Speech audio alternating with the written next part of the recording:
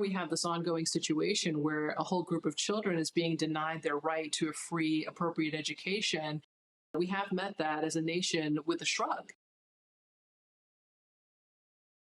My name is Jo Napolitano, and I'm a senior reporter for the 74. I've spent the past year and a half researching a story about whether or not older newcomer students are being welcomed into the nation's classrooms. This is an important issue because more than a million people ages between roughly 18 to 20 have entered the United States in the past 10 years, many of whom are probably eligible for a high school education. But as our research shows, many of them might have been turned away.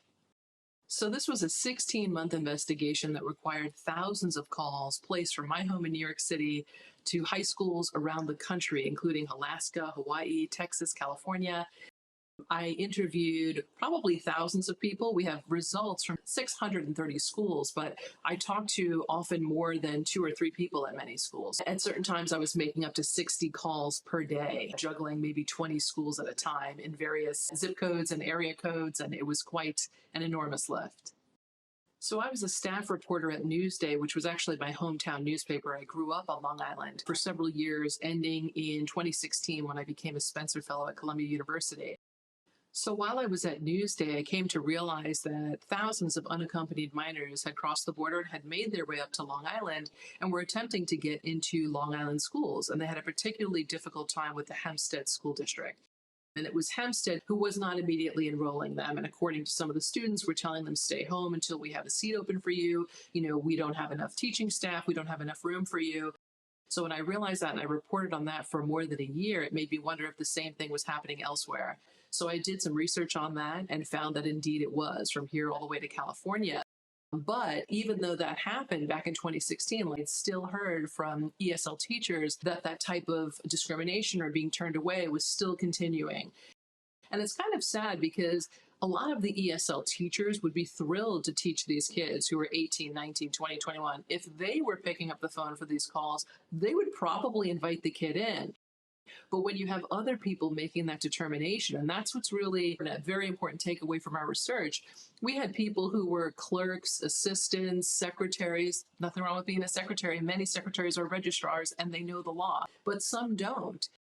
The same can be true actually of principals, guidance counselors, registrars, assistant registrars, folks that you think would know the maximum age of attendance and in fact still gave out incorrect information. So I think one of the takeaways from the story is that whoever picks up that phone better know what they're talking about.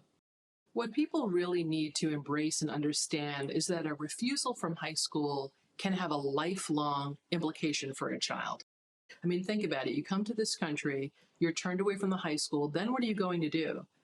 I've had many people tell me in the course of my work that they should go to community college. How would you do that when you don't speak English? And also, as a result of not having that education, many are forced into the workforce in low wage, low pay jobs where they are disposable. It's really difficult to build a future for your family on a low skill or no skill job. You can look at, so many indicators relating to health, incarceration, unemployment, wages. It is a world of difference between someone who did not complete high school and someone who went on even just to get a bachelor's. I had a young woman say to me, I just want to be a person in this country. I want to be somebody here. And that's a really heartening thing to say. I mean, these are people of ambition who want to put in the work and want to work hard. And to be turned away set her life on a totally different path than a young woman who actually was accepted by the high school at 20, went through the high school, graduated at 21, is now chipping away at college. And they are it's like a fork in the road for the two of these people. I was actually born in Bogota, Colombia, and I was abandoned at a bus stop a day later. I was taken by the police to an orphanage where I lived for about 3.5 months. And was slowly in the process of dying of starvation. My organs were shutting down.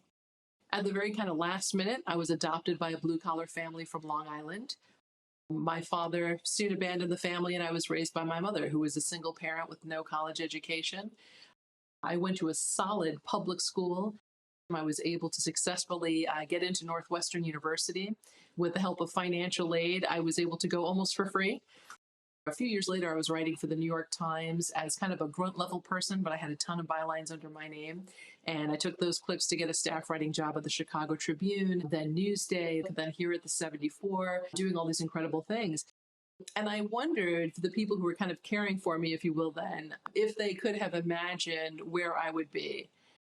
And that's why the first opening introduction to my book is called From Columbia to Columbia in 40 Short Years, meaning the nation to the university. I doubt that they would have thought this child with the stick thin limbs and, who's really on the verge of dying would be paid to attend an Ivy League university, but that's exactly what happened.